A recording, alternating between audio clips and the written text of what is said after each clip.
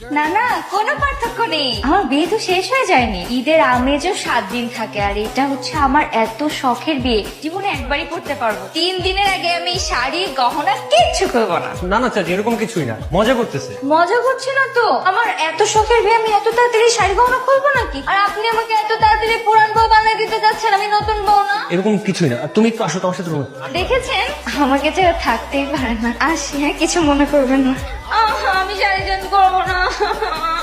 কেন করবো না? আপনার কি সমস্যা? আপনি এরকম করতেছেন কেন? কালকে রাত্রে আপনি আমাকে বিড়াল মারতে দেননি, আমার বাসর রাত্র অসম্পূর্ণ। এখন আপনি আমাকে এই শাড়ি চেঞ্জ করে ফেলতে বলতেছেন। আমি কি করছি আপনার? হ্যাঁ, আমাকে কি নতুন বউ হিসেবে দেখতে আপনার ভালো লাগে না? আমার বিয়ে কি প্রতিদিন হবে না? আচ্ছা বুঝতে পারছি, একটু ঠান্ডা হোক, বাইরে গেস্ট আছে তো। আমি কেন তোমার পুরান বানাইতে যাবো? বিয়ের পরের দিন বিয়ের শাড়িটা চেঞ্জ করে নতুন একটা সুন্দর শাড়ি পরতে হবে। এত কিছু জানো, এটা জানো না?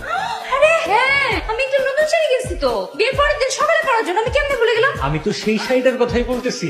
আচ্ছা